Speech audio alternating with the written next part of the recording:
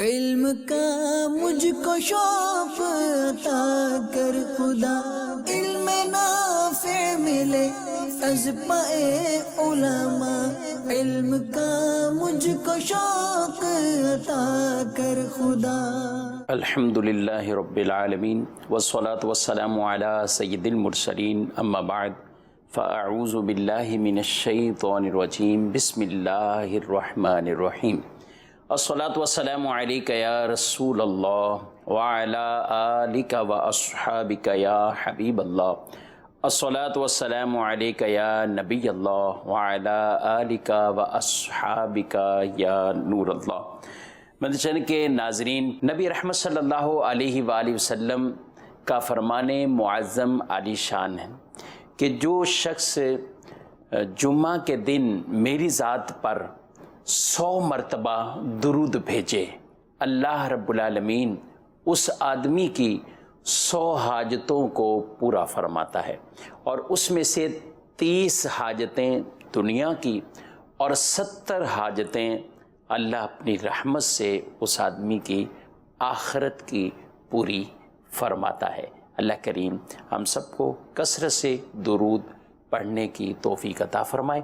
صلو علی الحبیب صلی اللہ تعالی علی محمد صلی اللہ علیہ وآلہ وسلم، صلاۃ و سلام علیک یا سیدی یا رسول اللہ وعلی آلک واصحابک یا سیدی یا حبیب اللہ۔ مدنی کے ناظرین، مسلم شریف سے ہم مختلف احادیث طیبہ اور ان کی مختصراً توضیح تشریح وہ سنتے ہیں اس پروگرام میں، اور نبی کریم صلی اللہ علیہ وآلہ وسلم کے فرامین کو سننا، فرامین کو یاد کرنا، فرامین کو آگے پہنچانا، یہ برکتیں ہی برکتیں اور ثواب ہی ثواب ہے۔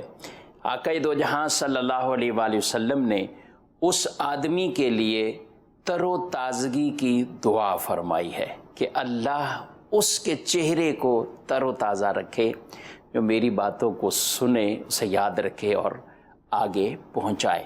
اللہ کریم ہمیں نبی پاک صلی اللہ علیہ وسلم کے مبارک فرامین یاد رکھنے کی بھی توفیق عطا فرمائے، اور ان کو یاد کرنے کی بھی فضیلتیں ہیں۔ بعض بہت مختصراً حدیث ہوتی ہیں، اور نبی پاک علیہ الصلوۃ والسلام چونکہ جوامع الکلم یعنی مختصر سی گفتگو کی کلمات اس میں گنے ہوئے ہیں، چند ہیں، لیکن اپنے معنی کے اعتبار سے، اپنے مفہوم کے اعتبار سے وہ اپنے اندر بڑی وسعت رکھتے ہیں۔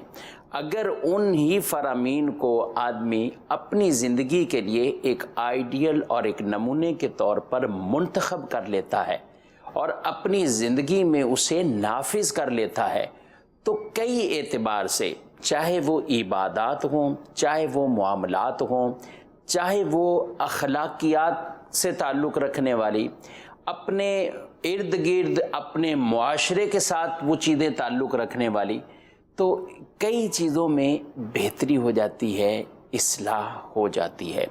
تو انہی کلمات میں سے آج جو ہم حدیث پاک نبی کریم صلی اللہ علیہ وآلہ وسلم کی بیان کریں گے، بہت خوبصورت فرامین ہیں، اور سارے فرامین خوبصورت ہیں، لیکن بعض ایسے کلمات اور مختصراً حدیث طیبہ کہ ان کے اندر معنی کے اعتبار سے بڑی وسعت ہوتی ہے۔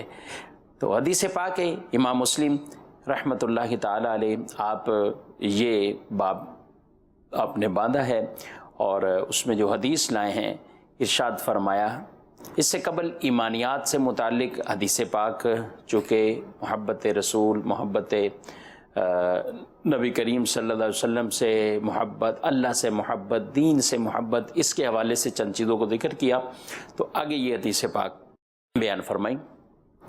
نبی کریم صلی اللہ علیہ وآلہ وسلم نے فرمایا، لا یؤمن احدکم حتی یحب لأخیہ او قال لجارہ ما یحب لنفسہ۔ ارشاد فرمایا، تم میں سے کوئی اس وقت تک مومن نہیں ہو سکتا، مراد کامل مومن نہیں ہو سکتا، جب تک وہ اپنے بھائی کے لیے اور ایک حدیث میں اپنے پڑوسی کے لیے وہ پسند نہ کرے جو اپنے لیے پسند کرتا ہے، جو چیزیں اپنے لیے اپنی ذات کے لیے پسند کرتا ہے وہی چیزیں اپنے پڑوسی کے لیے پسند کرے، وہی چیزیں وہ اپنے دوسرے بھائی کے لیے پسند کرے۔ یہ اسلام کا خوبصورت ضابطہ ہے، اور نبی پاک صلی اللہ علیہ وآلہ وسلم نے زندگی ہمیں گزارنے کے لیے ایک خوبصورت یہ انمول طریقہ بتایا ہے۔ اس حدیث پاک میں جو یہ ارشاد فرمایا گیا کہ وہ مومن نہیں ہے، مراد کامل مومن نہیں ہے، اور اپنے بھائی کے لیے وہی چیز پسند کرنا جو اپنے لیے۔ تو اپنے لیے انسان کیا پسند کرتا ہے؟ اپنے لیے یہ پسند کرتا ہے مجھے اچھائی ملے، مجھے کسی سے تکلیف نہ ملے، میری کوئی برائی نہ کرے، میری کوئی چغلی نہ کرے، غیبت نہ کرے، نقصان نہ پہنچائے، میرے مال، میری عزت، میرے اہل و عیال، میرے گھر والے، ان سب کی حفاظت ہو۔ کسی دوسرے کی وجہ سے یا اپنے پڑوسی کی وجہ سے یا آدمی جہاں جاب کرتا ہے اپنے ساتھیوں کی وجہ سے مجھے کوئی نقصان نہ پہنچے، میری ترقی میں کوئی رکاوٹ نہ بنے، یعنی اس طرح کی کئی چیزیں جو اپنے فائدے کے لیے ہوتی ہیں اور اس میں دوسرے کا ضرر نہیں ہے۔ جی، اپنا فائدہ یہ نہیں کہ انسان کہیں اپنا فائدہ اس طور پر حاصل کرے کہ دوسروں کے حق کو تلف کر لے، دوسروں کی حق تلفیاں کرے، ان کی عزتیں پامال کر دے۔ تو یہ اپنا فائدہ ایسی صورت میں لینا کہ دوسرے کے ساتھ یوں معاملہ ہو جائے، یہ تو ویسے ہی شریعت مطہرہ کے اندر اس کی اجازت نہیں ہوگی کہ جب انسان دوسرے کے ساتھ ان کی حق تلفیاں کرے، ان کے ساتھ ان کے حقوق کو تلف کرنے والا بنے، اس کی تو اجازت نہیں ملے گی۔ البتہ اپنی ترقی کرتا جائے، اپنی منزل کی طرف بڑھتا جائے اور دوسروں کو کوئی نقصان نہ پہنچائے، دوسروں کو کوئی نقصان نہ پہنچائے، تو ٹھیک ہے، شریعت نے اس کو ذرائع اسباب دیے ہیں، وہ کرتا رہے۔ تو یہ ایک حدیث پاک جن میں فرمایا اپنے لیے جو چیزیں پسند کرتے ہو دوسروں کے لیے بھی۔ علامہ نووی رحمۃ اللہ تعالیٰ علیہ اس حدیث کے تحت یہ بھی بیان فرماتے ہیں، حدیث پاک سے مراد عبادات کی چیزیں بھی ہیں یا عام مباح چیزیں اس میں شامل ہیں، یعنی عبادات کے حوالے سے بھی اپنے لیے پسند کرتا ہے نماز پڑھنا، یہ دیگر معاملات کرنا، تو بھائیوں کے لیے بھی، اپنے مسلمان بھائیوں کے لیے بھی یہ پسند کرے اور انہیں اس طرح کے مواقع دے اور ان کا ذہن سازی کرے، ان کو بتائے اور ان کو بھی دین کی طرف وہ راغب رکھے۔ یہ بھی ایک اس سے مراد ہے، حدیث پاک کی مراد ہے وہ لیا گیا۔ باقی اوورآل نعمتوں کے حوالے سے اور دوسروں کو نقصان نہ پہنچانے کے حوالے سے یہ سب کو اس کا بہرحال خیال رکھنا ہوتا ہے۔ بعض اوقات اس سے مراد اس طرح کی چیزوں کو بھی بیان کیا جاتا ہے کہ آدمی اگر کسی کو کوئی چیز دے تو وہ جو چیزیں اپنے لیے محبوب اور پسند رکھتا ہے دوسروں کے لیے بھی ایسا کرے۔ اب یہاں میں ایک تھوڑی سی اس کی تشریح اور تفصیل عرض کر دوں۔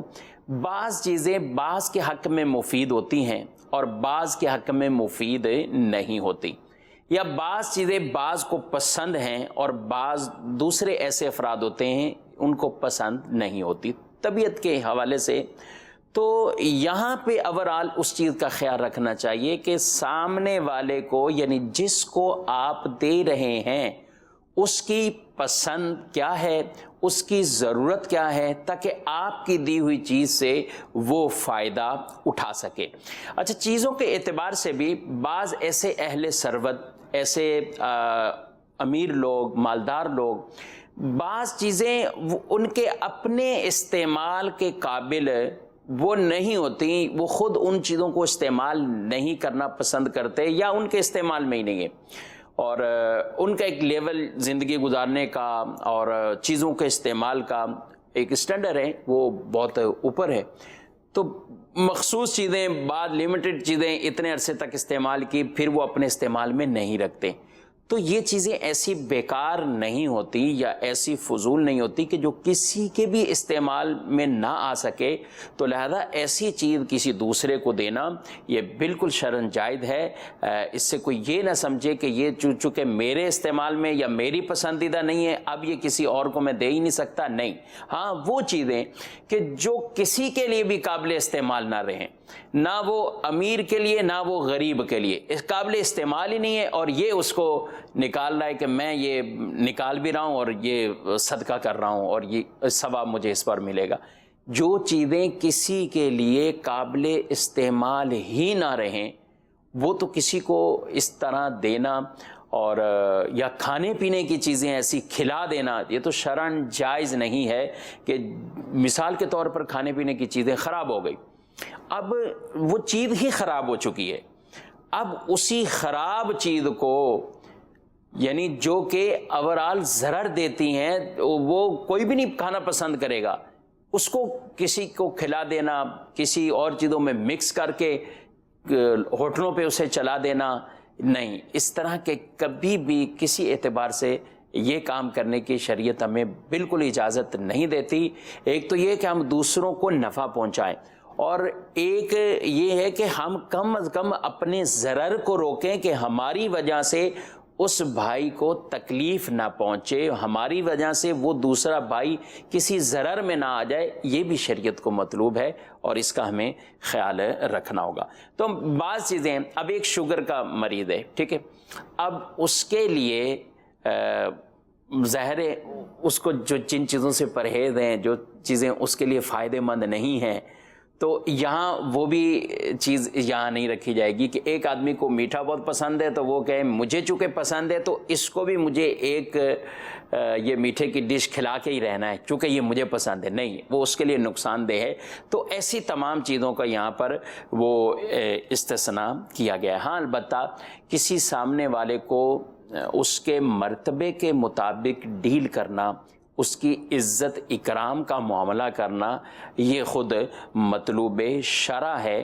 نبی کریم صلی اللہ علیہ وآلہ وسلم کے اس پر واضح طور پر فرامین وہ موجود ہیں، اور خود بی بی عائشہ صدیقہ طاہرہ رضی اللہ عنہا آپ خود فرماتی تھی کہ ہمیں نبی کریم صلی اللہ علیہ وآلہ وسلم نے اس چیز کا حکم دیا ہے کہ ہم لوگوں کو ان کے مرتبے کے مطابق ان کے ساتھ معاملہ کریں۔ تو مہمانوں میں بھی اس چیز کی رعایت یہ مطلوب شرع رکھی گئی ہے، ملاقات میں بھی اس چیز کی رعایت رکھی گئی ہے، کسی کو کھانا کھلانے میں بھی اس چیز کی رعایت رکھی گئی ہے، اور ان کے مراتب کے اعتبار سے ان کو ڈیل کرنا یہ مطلوب شرع معاملہ ہے۔ تو یہ بھی ہوا، بی بی عائشہ صدیقہ رضی اللہ عنہا آپ کے پاس کوئی ایسا فقیر مانگنے کے لیے آیا تو آپ نے انہیں ویسے ہی کھانا روٹی وغیرہ دے دی، تو وہ دروازے سے ہی لے کر اسے رخصت ہو گیا۔ اور کبھی ایسا ہوتا کہ کوئی مہمان آتے تو ان کو بالکل ایک الگ تھلگ عزت کے ساتھ بٹھا کر بھی ان کے ساتھ تواضع کے معاملات یہ کرنا یہ باقاعدہ ثابت ہیں۔ تو یعنی لوگوں کے مرتبے کے مطابق، لوگوں کے رتبے کے مطابق ان سے کلام کرنا، ان کو ڈیل کرنا، ان کو عزت دینا، یہ مطلوب شرع معاملات ہیں۔ نبی کریم صلی اللہ علیہ وآلہ وسلم کی یہ جو حدیث پاک ہے، اس کے بعد ایک اور مسلمانوں کے درمیان حسن معاشرت کیسے قائم ہو، تو آپ صلی اللہ علیہ وسلم کی حدیث سے ارشاد فرمایا، تم جنت میں داخل نہیں ہوں گے اس وقت تک جب تک تم مومن نہیں ہوں گے، یعنی کامل مومن نہیں ہوں گے، اور تم کامل مومن اس وقت تک نہیں ہوں گے، کب تک؟ فرمایا جب تک تم آپس میں محبت نہیں کرو گے، آپس میں تمہارا بھائی چارے والا معاملہ، ایک دوسرے کے ساتھ پیار محبت والا معاملہ جب تک نہیں ہوگا اس وقت تک کامل مومن بھی نہیں بنو گے۔ پھر ارشاد فرمایا کہ الا ادلکم علی شیء اذا فعلتموہ تحاببتم، میں تمہیں وہ چیز نہ بتاؤں کہ جب تم اس پر عمل کرو گے تو تمہاری باہمی محبت پیدا ہو جائے گی، باہمی طور پر پیار تمہارا آپس میں پیدا ہو جائے گا. تحاببتم یعنی دونوں طرف سے یہ محبت والا سلسلہ وہ شروع ہو جائے گا.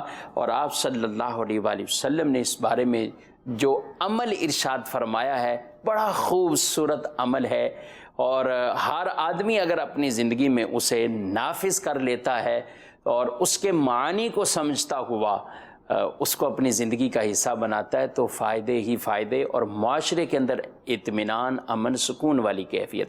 وہ عمل یہ ہے کہ سلام کو عام کرنا. سلام کو عام کرو، پھیلاؤ سلام کو.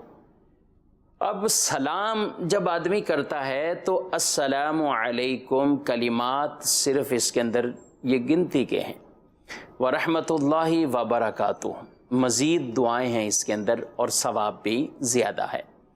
جواب کہنے والا بھی وعلیکم السلام، اور بہتر یہی ہے کہ وہ تمام کلمات ادا کرے جتنے سلام کرنے والے نے کیے، بلکہ اس سے بڑھا کر ہی کلمات وہ ادا کرنا چاہیے جہاں تک اجازت ہے. یعنی السلام علیکم ورحمۃ اللہ وبرکاتہ، اگر سلام لینے والے نے اتنا سلام لیا تو اب جواب دینے والا بھی یہاں تک جواب دے گا وعلیکم السلام ورحمۃ اللہ وبرکاتہ. اب وہ یہ نہ کرے کہ اس کے بعد مزید کچھ کلمات جو ہمارے آپس میں لوگ بعض اوقات ملاتے ہیں، اور بعض اوقات وہ مذاق کی صورت، بلکہ اکثر مذاق والی ہی وہ کیفیت ہوتی.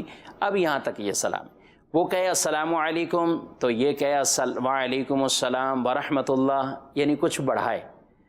وہ کہے السلام علیکم ورحمۃ اللہ تو یہ کہے وعلیکم السلام ورحمۃ اللہ وبرکاتہ، یہ یہاں تک، یعنی کچھ بڑھا کر اسے جواب دیتا ہے. اور اگر اس نے ہی برکاتہ تک سلام لیا تو پھر یہ بھی اتنا ہی لے گا، اس سے نہیں بڑھائے گا. بہرحال سلام کے جواب میں سلام جو نفس جواب ہے وہ تو واجب ہے. اگر انسان کسی کے ساتھ اس کی ملاقات کے لیے جاتا ہے، اس کے ساتھ سلام کرتا ہے تو وہ اس کا جواب دے. بعض مواقع ایسے ہیں کہ جو سلام کرنے کے مواقع نہیں ہوتے، وہاں جواب کے حوالے سے بھی وہ رخصتیں ہوتی ہیں، یعنی جواب کا حکم واجب نہیں رہتا. بعض جگہیں ایسی ہوتی ہیں کہ جہاں سلام کرنے کی بھی اجازت نہیں ہوتی. ایک وعظ کی مجلس ہے، بیان ہو رہا ہے، یا وہاں لوگ سبق پڑھ رہے ہیں، حدیث پڑھ رہے ہیں، فقہ پڑھ رہے ہیں، کوئی بھی ایسے ہیں، یا عالم سے گفتگو میں ہے، اب اوپر سے کوئی آیا اور زور سے سلام لے، نہیں تو اب اسے کہ خاموشی سے بیٹھ جائے. آپ مسجد میں گئے ہیں، لوگ کچھ اپنی تسبیح پڑھ رہے ہیں، کوئی سنت پڑھ رہے ہیں، اب آپ جائیں اور جا کر زور سے سلام لیں، نہیں. اب حکم یہ ہے کہ آپ بھی وہاں پہ بیٹھ جائیں اور نماز اور دیگر معاملات وہ کریں، اور اس کے بعد جس سے ملاقات کرنی ہے آپ ملاقات کیجئے. لیکن اوورآل اس طرح زور سے سلام کرنا وہ اس حوالے سے ممانعت ہے. ہاں ویسے اگر دینی مجالس نہیں ہیں یا کوئی ایسے معاملات نہیں ہیں، اگر چند لوگ بیٹھے ہوئے ہیں، ایسے ہی بیٹھے ہوئے ہیں، اب کوئی اوپر سے آتا ہے تو سلام لیتا ہے تو ٹھیک ہے، اب ایک ہی اس کا جواب دے دے تو یہ کافی ہے. سب دے دیتے ہیں تو بھی حرج نہیں. اور یہ چند چیزیں سلام کے حوالے سے. لیکن اوورآل سلام کا جو معنی ہے کہ بندہ جب سلام لیتا ہے تو یہ سامنے والے کو سلامتی کی دعا دیتا ہے. اور سلامتی کی دعا کیا کہ میرے وجود سے تمہارے مال، تمہاری عزت، تمہارے جان، تمہارا اہل و عیال مجھ سے وہ مامون ہے، یعنی محفوظ گئے، میری طرف سے سلامتی ہے کہ میں آپ کی عزت پر کوئی حرف نہیں آنے دوں گا، آپ کے مال میں کوئی کسی طرح کی خیانت نہیں کروں گا، نہ کوئی ایسا کروں گا، نہ آپ کے اہل کے حوالے سے. یعنی کتنا بڑا مفہوم ہے ان دو کلمات میں. سلام کو سمجھنا چاہیے. صرف یہ کلمے نہیں ہیں السلام علیکم، نہیں، یہ پورا اپنا بیک گراؤنڈ میں ایک معنی اور مفہوم کے ساتھ نبی کریم علیہ السلام نے اتنی بڑی یہ بات ارشاد فرما دی کہ تم اس وقت تک مومن نہیں ہوگے جب تک باہمی محبت نہیں ہوگی. اور باہمی محبت اگر پیدا کرنا چاہتے ہو تو میں تمہیں سلام کا یہ وظیفہ دے رہا ہوں، سلام کا انداز دے رہا ہوں. سلام کو پھیلاؤ، سلام کو پھیلاؤ، سلام کو پھیلاؤ. بعض سلام لینے کے حوالے سے بھی اور سلام کرنے کے حوالے سے، جواب دینے کے حوالے سے بھی وہ بڑی ان چیزوں میں خیال رکھا جاتا ہے، ارے یہ ملازم آدمی ہے، یہ فلاں، اس کو جواب دوں، وہ سلام بھی لے تو اسے جواب دینا وہ سمجھا نہیں جاتا کہ کچھ ہے۔ اچھا سلام ہاتھ ملانے کے لیے سلام ہے تو بعض بالکل یہ ہاتھ تھوڑا سا ہاتھ ملایا، یہ انداز ہمارے ہاں اختیار کیا جاتا ہے۔ تو جب ہم کسی سے سلام لیں تو سلام بھی پڑھے طریقے کے ساتھ، اور ہم عام آدمی بھی کوئی سلام لے تو اس کے ساتھ بھی بڑے طریقوں کے ساتھ ہی ہمیں سلام لینا چاہیے۔ اس کے دل میں آپ کے لیے محبت پیدا ہو جائے گی، اور نبی پاک علیہ السلام نے محبت ہی اس کا بتایا ہے کہ آپ آپس میں محبت پیدا کرنا چاہتے تو یہ کرو، تمہارے دلوں میں محبت پیدا ہو جائے گی۔ تو یہ وہ افعال۔ اچھا اس کے علاوہ بھی کئی اور حدیثیں ہیں جن میں حسن معاشرت کے طور پر فرمایا گیا کہ آپس میں باہمی جو تم نے ایک دوسرے کا خیال رکھنا ہے، وہ کون کون سے ایک مسلمان کے دوسرے مسلمان پر جو حق بیان کیے گئے ان کے چند کا خلاصہ میں عرض کروں۔ جو روایات میں بیان کیا گیا اختصاراً ان کے لیے کہ جب ملاقات ہو تو یہ پہل کرے سلام میں، ملاقات ہو تو ملاقات میں اس کے ساتھ پہل کرے۔ اچھا اس کے سلام کا جواب دینا، چھینک آنے پر الحمدللہ کہے تو یرحمک اللہ یہ کہنا، یعنی اس کا جواب دینا۔ وہ بیمار ہو اس کی عیادت کرنا، اس کے گھر والوں کے حوالے سے، بچوں کے حوالے سے بھی خبر گیری رکھنا اور ان کی وقت ضرورت مدد کرنا۔ موت واقع ہو تو ان کے جنازے میں شریک ہونا، موت کے بعد ان کے لیے مغفرت کی دعائیں کرنا، موت کے بعد ان کے لیے مغفرت کی وہ دعائیں کرنا۔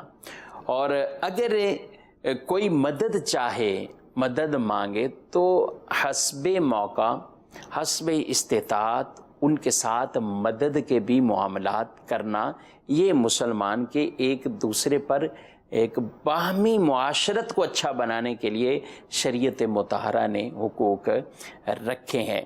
اگر کوئی کسی کے ساتھ ناچاکی ہو جائے تو 3 دن سے زیادہ سلام کلام نہ چھوڑنا، 3 دن سے زیادہ سلام کلام نہ چھوڑنا، یہ خیال رکھنا۔ یہ عام مسلمانوں کی بات کر رہے ہیں، عام مسلمانوں کی بات کر رہے ہیں۔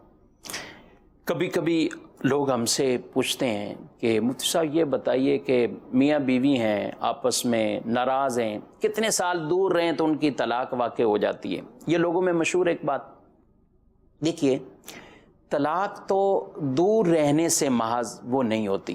میاں بیوی آپس میں دور رہیں، ایک دوسرے سے جدا ہیں، وہ اپنے گھر رہ رہی ہے اور یہ اپنے گھر رہ رہے ہیں، بھلے اس میں 4 سال گزر جائیں یا 5 سال گزر جائیں یا 10 سال گزر جائیں یا اس سے زیادہ کر سکیں، محض دور رہنے سے یہ طلاق واقع نہیں ہوگی۔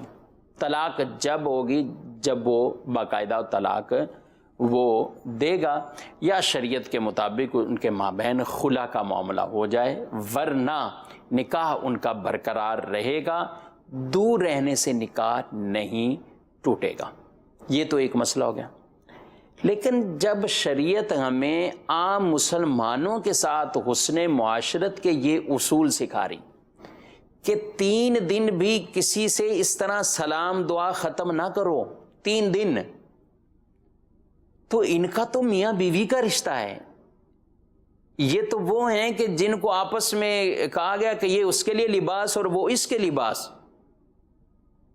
تو ان کا آپس میں اتنی دیر تک ناراضگیاں اختیار کرنا، ان کے تو ایک دوسرے پر حقوق واجبہ ہیں، ان کے ترک پر گناہگار ہوں گے۔ تو میری اس حوالے سے یہ گزارش اور التماس ہے کہ اگر کسی کے ہاں ایسا معاملہ ہوتا ہے تو خدارا بیچ میں دوسرے لوگوں کو پڑھ کے صلح صفائی کروانی چاہیے اور اس ناراضگی کو دور کرنا چاہیے۔ ایک دوسرے کی یہ حق تلفیاں کر رہے ہیں جو اس طرح دور بیٹھے ہوئے ہیں، تو یہ آپس میں مل جائیں، ان کے مابین صلح کروا دیں۔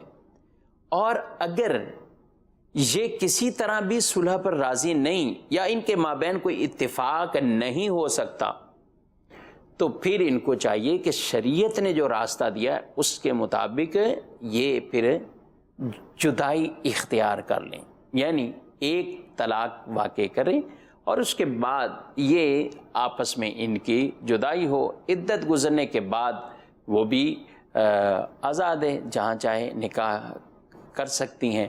لیکن یہ بھی آپ سنیں گے کہ 10 سال ہو گئے اب بھی عدت ہے، جی ہاں، عدت طلاق کے بعد ہوتی ہے، طلاق ہی 10 سال بعد ہوئی ہے تو عدت پھر بھی اس کو گزارنی، تو وہ اپنی عدت ہے وہ گزاریں۔ تو میں نے ایک ضمناً یہ بات عرض کی ہے کہ شریعت ہمیں عام لوگوں سے یہ حسن معاشرت سکھاتی ہے، تو میاں بیوی ان کے حقوق اور زیادہ ہیں، ان کو اس طرح کی ناراضگیاں وہ دور کر لینی چاہیے، اور ایک دوسرے کے ساتھ اس طرح نہ ہو کہ بھئی یہ بالکل ہی دور دور ہو گئے۔ ایک گھر میں بھی بعض اوقات رہتے ہوئے بعض ایسے ناراضگی کی اختیار کر جاتے ہیں، ہفتوں مہینہ نہ بات نہ کچھ، نہیں وہ یہ دل میں اپنے طرح طرح کے وساوس پال لیتا ہے، اور بیوی اپنے ذہن و دماغ میں پتہ نہیں کیا کیا وساوس پال لیتی، تو یہ انداز اختیار نہیں کرنے چاہیے۔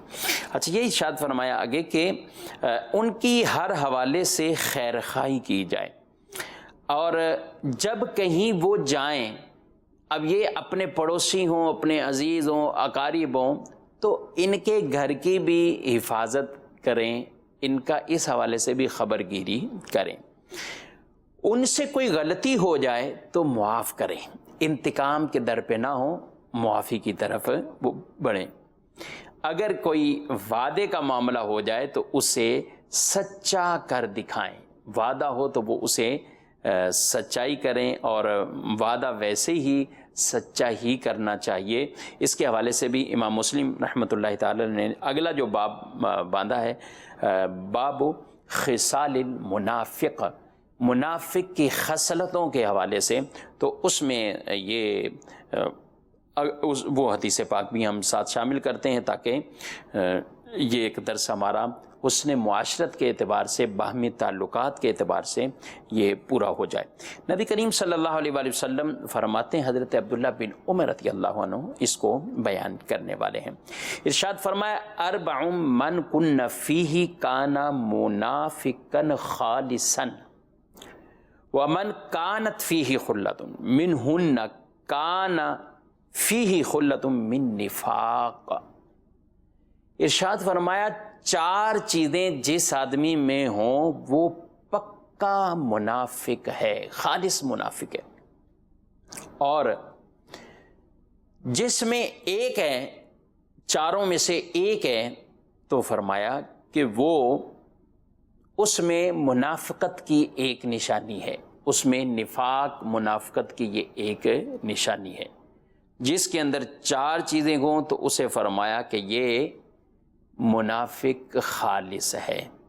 اب یہ مختلف حدیثیں، بعض حدیثوں میں 3 چیزوں کو بیان کیا اور بعد میں 4۔ اگلی حدیث میں جس میں فرمایا آیت المنافق ثلاث، منافق کی نشانیاں 3 ہیں، اور یہاں جو 3 چیزیں بیان فرمائی، اذا حدث کذب، اذا وعد اخلف، اذا اؤتمن خان، جب بات کرے تو جھوٹ بولے، جب وعدہ کرے تو خلاف کرے، اور جب امانت پکڑائی جائے تو خیانت کرے، جب امانت پکڑائی جائے تو خیانت کرے۔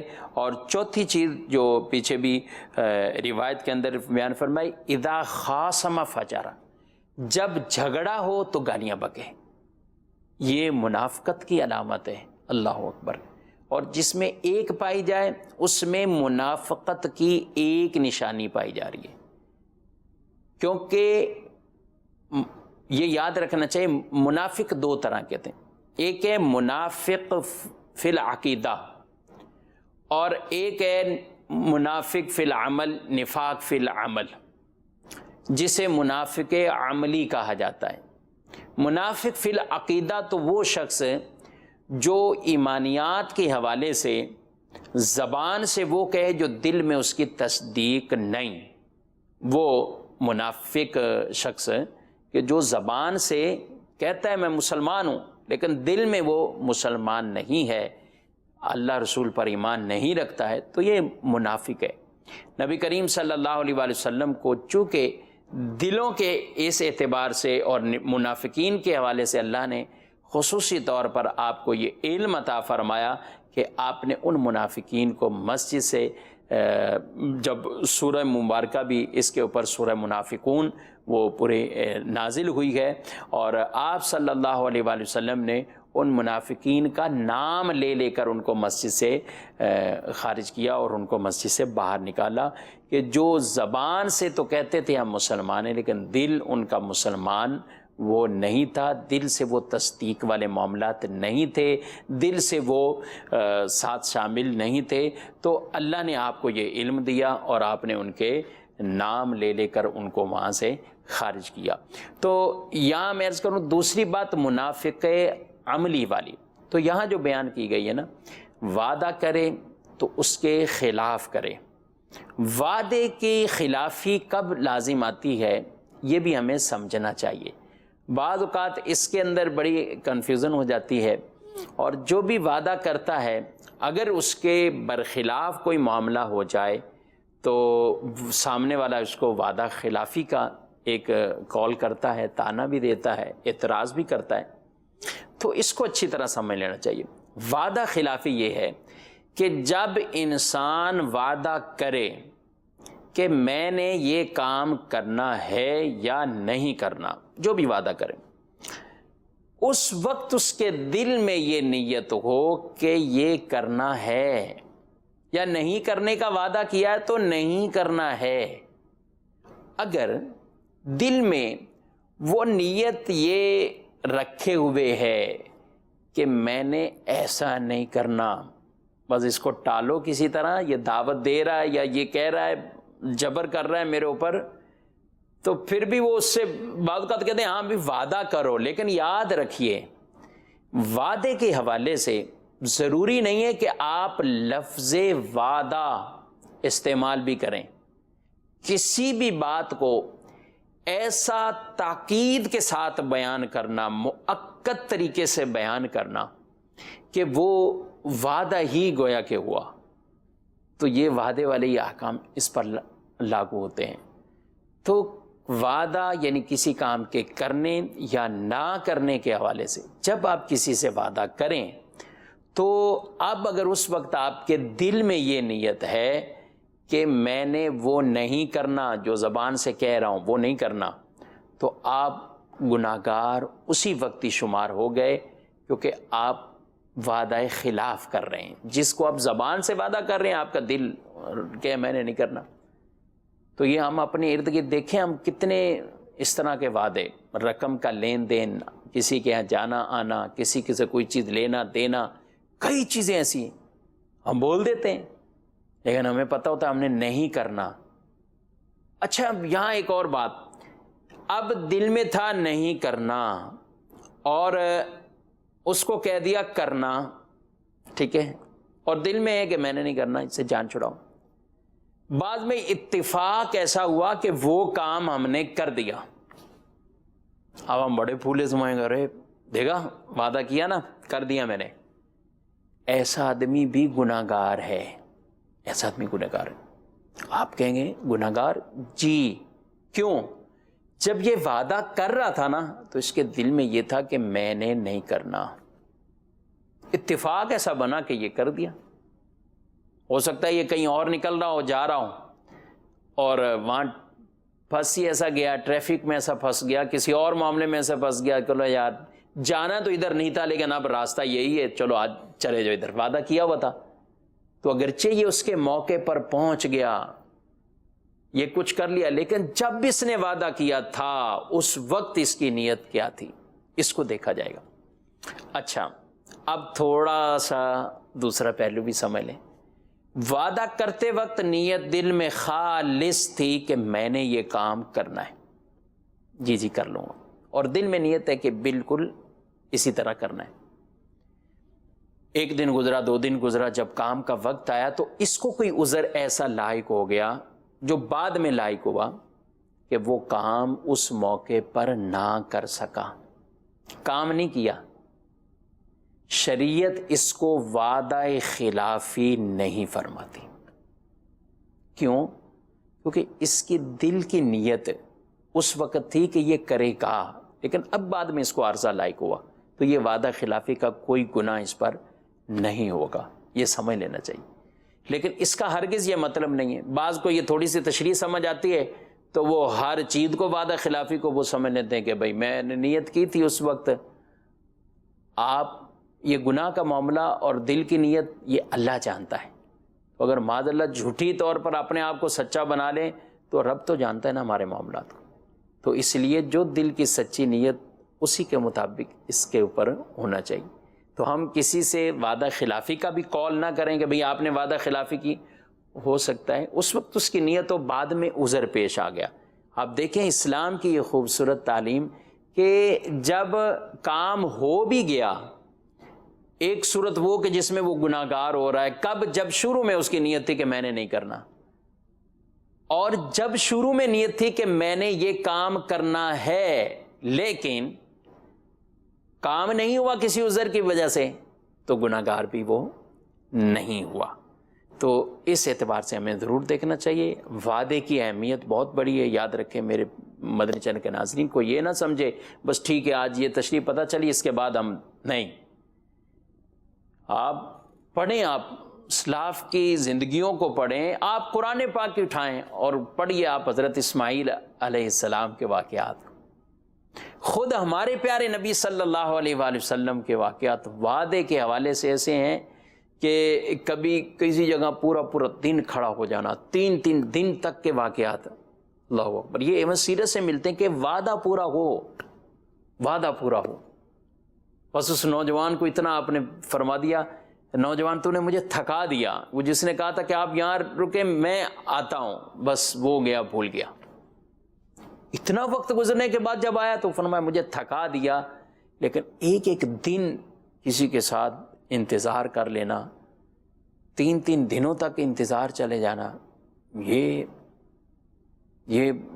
دیکھیں یہ انداز ہے. تو اگر ہم ان طریقوں پر اپنے آپ کو لائیں گے تو انشاءاللہ پھر ہمیں بہت سے اس کے فوائد بھی حاصل ہوں گے. اگلی بات ارشاد فرمائی اذا تمن خانہ، کہ بات کرے تو جھوٹ بولے. اذا حدث کذب، یہ بھی ہمارے یہاں عام ہے یہ عمل. اور اذا تمن خانہ، جب اسے امانت پکڑائی جائے تو خیانت کرے. کسی کے مال میں، پیسوں میں، کسی چیز میں امانت ہے آپ کے پاس، آپ کا کام ہے حفاظت کرنا، آپ نے حفاظت میں لی، بلا اجازت اس چیز کو استعمال کرنا یہ جائز نہیں. بہت سے لوگ پیسے رکھے ہوئے ہیں تو وہ یہ سمجھتے ہیں ہاں بھائی ٹھیک ہے جب اس نے مانگنے میں اس کو دے دوں گا، اس کے پیسے وہ استعمال کرتے رہتے. یہ اجازت کے بغیر یعنی اس سے پوچھے بغیر یہ استعمال کرنا جائز نہیں ہے. تو اب آپ اس کو استعمال، اور اب استعمال کے بعد یہ امانت کے احکام بھی نہیں، اس پہ قرض کے احکام آ جائیں گے، اور ان میں بڑا فرق ہے آپس میں. تو ہمیں ان چیزوں کا خیال بھی وہ رکھنا چاہیے. کبھی امانت ہو تو آپ اس کی امانت پوری کریں یا اس سے اجازت لے کے استعمال کریں. بغیر اجازت استعمال وہ نہ کریں، اور اجازت بھی بغیر کسی ضرورت کے نہیں لینی چاہیے. سامنے والا مروت میں آ کر بعض اوقات کسی چیز کی اجازت دیتا ہے لیکن دل میں وہ تکلیف والی کیفیت ہے. تو یہ بھی ہمیں سمجھ ہونی چاہیے کون سی چیز مانگنی ہے، کون سی چیز نہیں مانگنی، کس چیز کی اجازت لینی ہے اور کس چیز کی اجازت نہیں ہمیں لینی چاہیے. اچھا، امانت میں خیانت میں کچھ ایسی بھی خیانتیں، بس وقت کسی کو بات بتائی امانت، اس میں بھی امانت کہنا ضروری نہیں. اگر کسی نے اہتمام کے ساتھ، امام غزالی رحمۃ اللہ تعالی علیہ فرماتے ہیں اگر کسی نے اہتمام کرتے ہوئے بات بتائی کسی کو، مثلا کہ کوئی اور نہیں سن رہا، وہ بات بتا رہا ہے ارد گرد دیکھ رہا ہے، اچھا بھی کوئی نہیں ادھر بھی نہیں، اچھا اس کو ایک بات بتائی، تو یہ جو اس نے اہتمام کیا ہے نا، اس کا مطلب یہ کہ یہ آپ کو بتائیے، دوسرے کسی کو بتانی نہیں، یہ بھی امانت ہے. لیکن ہمیں اس وقت تک سکون نہیں ملتا جب پورے معاشرے کو جب تک پتہ نہیں لگ جاتا. تو ان چیزوں کا ہمیں خیال رکھنا چاہیے. یہ اسلام کے خوبصورت اوصاف ہیں، خوبصورت وصف ہیں، اللہ کرے کہ ہم ان پر عمل پیرا ہوں۔ بتا جا رہا آپ کی کالز بھی کچھ ہیں، تو انشاءاللہ کچھ ٹائم ہمارے ساتھ ابھی باقی ہے، تو آپ کی کالز لے لیتے ہیں۔ جی سنائیے کال۔ میرا کوشچن یہ ہے کہ کیا عورتوں کا مزار پہ جانا جائز ہے اپنے والدین کی قبر میں؟ والدین کی قبر ہو یا عام اولیاء کے مزارات ہوں، عورتوں کو یہاں جانے کی ممانعت ہے اور وہ نہ جائیں۔ نبی کریم صلی اللہ علیہ وسلم کے روضہ انور کے حوالے سے آپ کے مزار شریف کی حاضری، چونکہ اس کو علماء قریب با واجب فرماتے ہیں، تو وہاں جانے کی اجازت ہوتی ہے۔ اس کے آداب احترام وہ سب سکھا کر انہیں وہاں حاضری دینے کی رخصت اور اجازت ہے، بلکہ قریب با واجب اسے حکم دیا گیا تو یہ حاضری دیں۔ لیکن عام اولیاء صالحین کے مزارات ہوں یا عام قبرستان ہوں، عورتیں وہاں جانے سے گریز کریں، اس کی ممانعت ہے۔ جی مفتی صاحب کی بارگاہ میں میرا یہ سوال ہے کہ اگر کسی بندے نے مصنوعی دانت لگوائے ہوں اور جب وہ بندہ فوت ہو جائے تو اس کے وہ مصنوعی دانت نکال لینے چاہیے یا مصنوعی دانت لگے رہیں اور بندہ اس کو دفن کر دے؟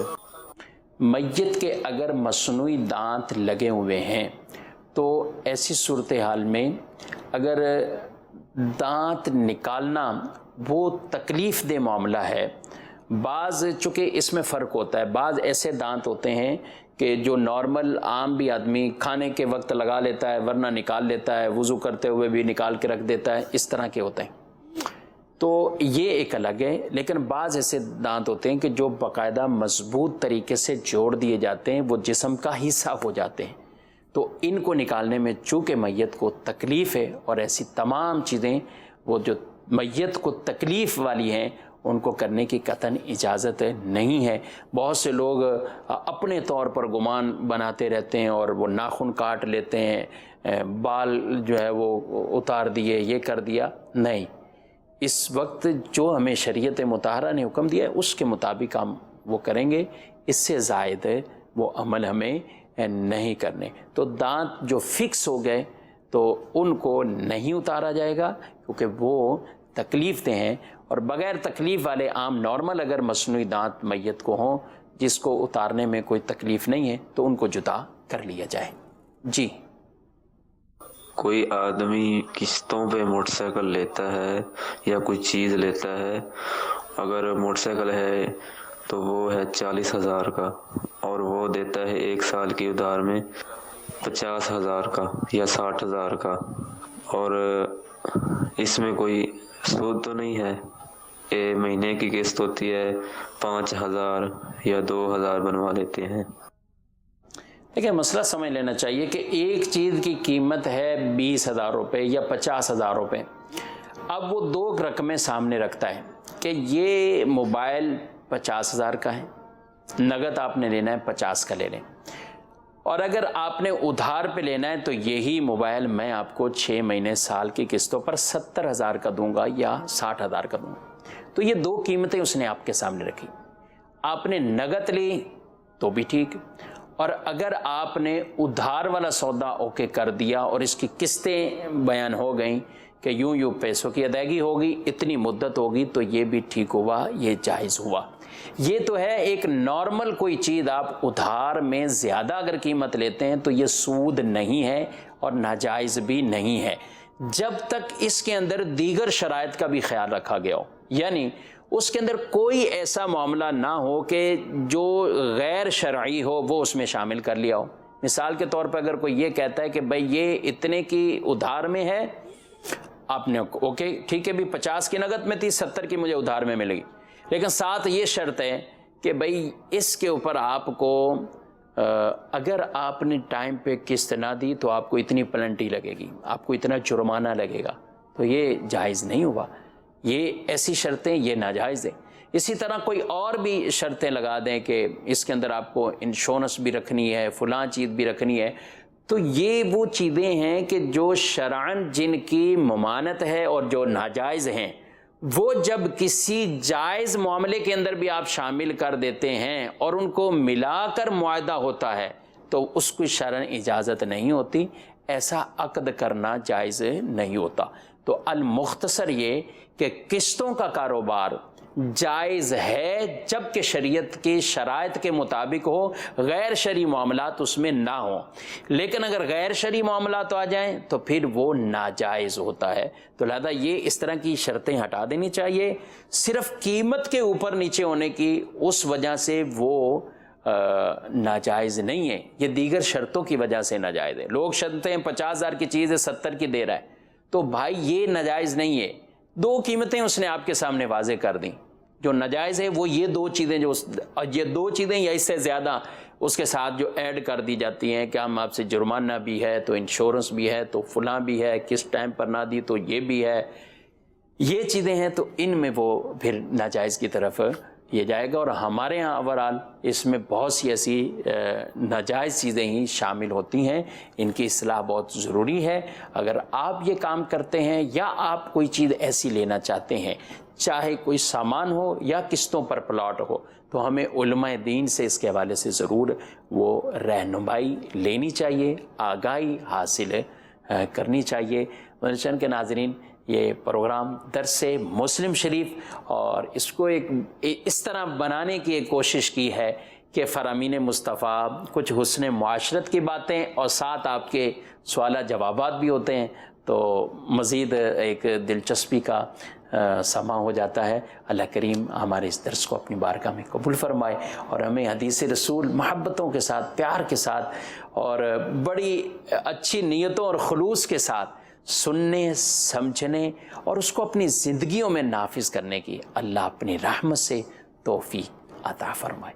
آمین بجاہ النبی الامین صلی اللہ علیہ وآلہ وسلم۔ علم کا مجھ کو شوق عطا کر خدا، علم نافع ملے از پائے علماء، علم کا مجھ کو شوق عطا کر خدا۔